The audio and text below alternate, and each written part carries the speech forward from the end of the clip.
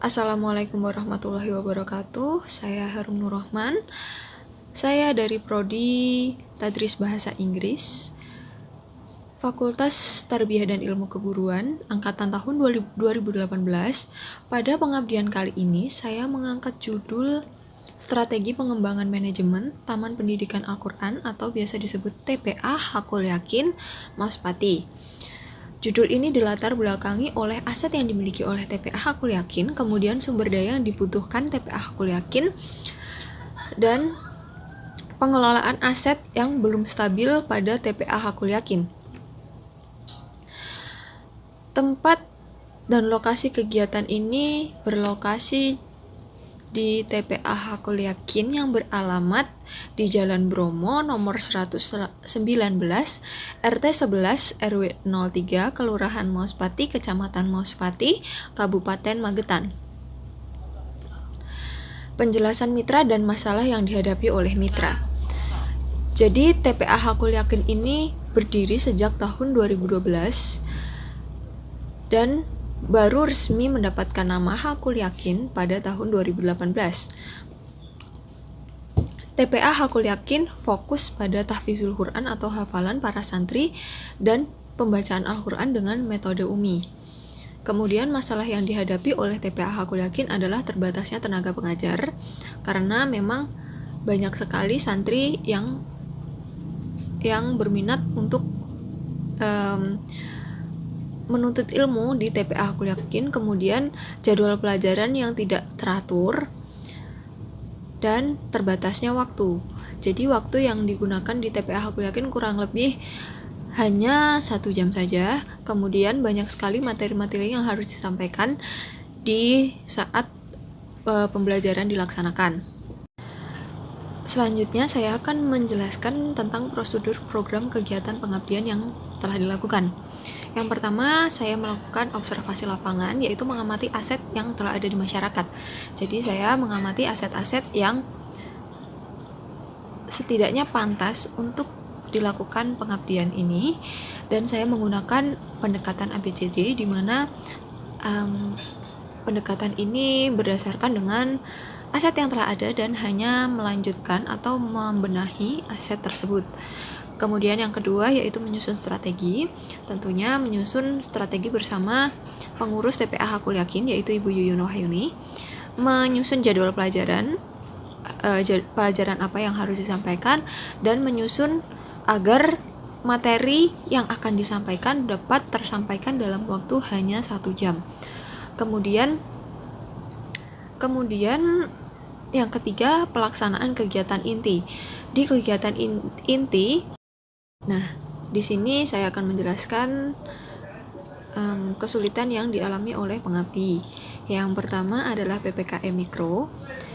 Akibat naiknya kasus pandemi COVID-19 pada bulan Juli 2021, yang akhirnya diadakannya PPKM Mikro mulai tanggal 2 Juli hingga 20 Juli 2021, sehingga masyarakat tentunya harus mematuhi program tersebut PPKM Mikro, dan TPA Hakul Yakin tentunya diliburkan mulai dari tanggal 2 Juli hingga 20 Juli. Kemudian yang kedua, kurangnya tenaga pengajar, kurangnya SDM, dikarenakan santri yang datang cukup banyak, yaitu sekitar 15 hingga 20 santri, dan tenaga pengajar hanya 2 orang saja, tetap kurang. Jadi tidak 2 pengajar masih tidak menjangkau untuk seluruh santri, tidak menjangkau dengan efektif. Lalu yang ketiga, waktunya yang diberikan cukup singkat, yaitu hanya 1 jam. Selanjutnya, tentu saja setiap memiliki kesulitan, kita harus mencari solusi, dan solusi yang telah dijalankan oleh pengabdi adalah tetap melaksanakan program dan membagi kelompok santri yang datang menjadi beberapa kelompok, sehingga pada saat pembacaan Al-Quran dan hafalan menjadi lebih efektif, menjadi lebih cepat, dan tidak menggunakan terlalu banyak waktu, dan mengurangi durasi hafalan yang biasanya anak-anak bisa menghafalkan banyak sekali surat-surat pendek. Kemudian kita membagi menjadi hanya 2 atau 3 saja surat pendek, atau surat yang mungkin agak sedikit panjang menjadi 1 kali saja, karena supaya hafalan ini bisa menyeluruh. Kemudian setelah semuanya selesai, baru kami menjalankan mengulangi hafalan itu lagi.